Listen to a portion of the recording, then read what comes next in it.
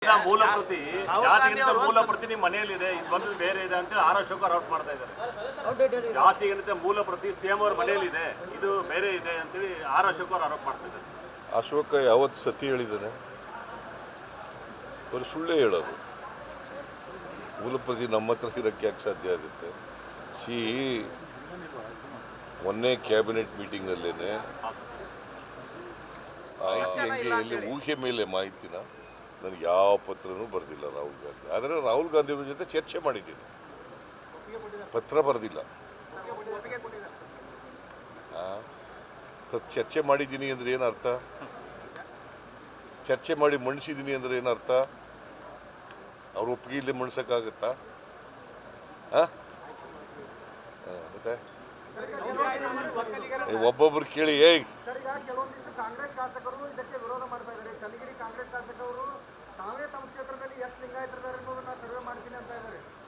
ನೋಡಪ್ಪ, ಯಾರು ಕ್ಯಾಬಿನೆಟ್ನಲ್ಲಿ ವಿರೋಧ ಮಾಡಿಲ್ಲ, ಕ್ಯಾಬಿನೆಟ್ನಲ್ಲಿ ಜೋರಾಗಿ ಯಾರೂ ಮಾತಾಡಿಲ್ಲ, ದೊಡ್ಡ ಗಂಟಲಿನಲ್ಲಿ ಮಾತಾಡಿಲ್ಲ.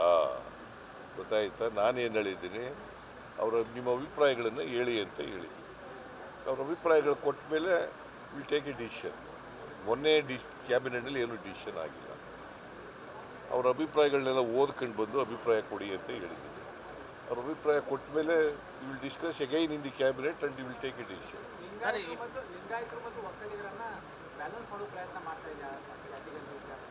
ಯಾವ ಜಾತಿಗೂ ಅನ್ಯಾಯ ಆಗಬಾರ್ದು ಅನ್ನೋದು ನಮ್ಮದು.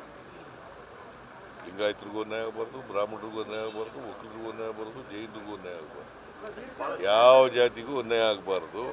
ಇದು socio economic and educational survey. ನಿಮ್ಗೆ ಅರ್ಥ ಆಯ್ತಾ?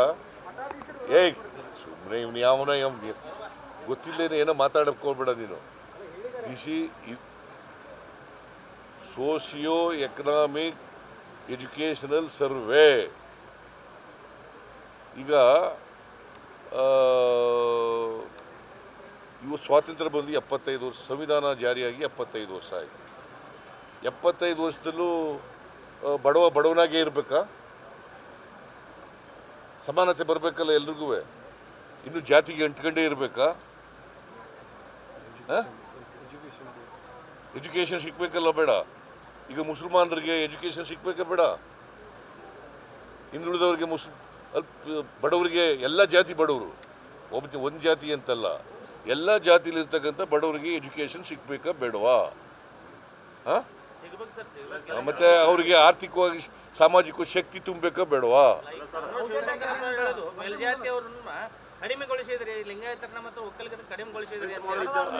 ನನಗೀಗ ನಾನು ಮೆರಿಟ್ ಮೇಲೆ ಮಾತಾಡಕ್ಕೆ ಹೋಗಲ್ಲ. ನೆಕ್ಸ್ಟ್ ಕ್ಯಾಬಿನೆಟ್ನಲ್ಲಿ ಮಾತಾಡ್ತೀನಿ.